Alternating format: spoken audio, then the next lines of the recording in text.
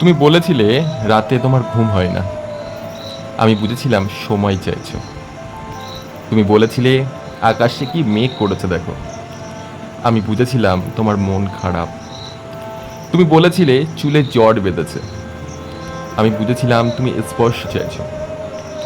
তুমি বলেছিলে আজ বিকেলে তুমি বারান্দায় থাকবে।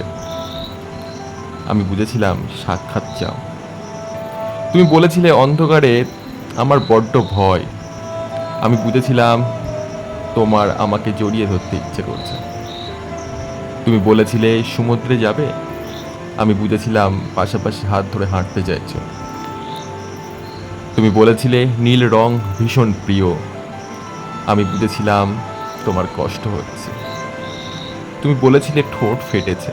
আমি বুঝেছিলাম চুমু খেতে চাইছো। তুমি বলেছিলে অঙ্ক ভালো লাগে না। আমি বুঝেছিলাম তুমি কবিতা ভালোবাসো।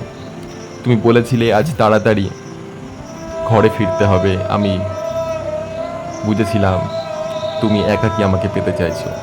তুমি বলেছিলে এই হুটহাট দেখা করা, অসময়ে ফোন করা আর তোমার ভালো লাগছে না। আমি বুঝে গিয়েছিলাম বিচ্ছেদ চাইছো। তারপর অলিখিত স্বাক্ষরে তুমি যখন ইনভিজিবল কোর্টে আমার বিরুদ্ধে বিচ্ছেদের মামলা ঠুকে দিলে, আমি বুঝেছিলাম তুমি মুক্তি চাও। এরপর সব বুঝে যখন আমি দার্শনিক, সব মিটিয়ে তুমি যখন অন্য ঘরে শোপিস, একদিন আমাদের দেখা হলো। তখন তুমি জিজ্ঞেস করেছিলে কেমন আছো। আমি বুঝে গিয়েছিলাম তুমি ভালো নেই।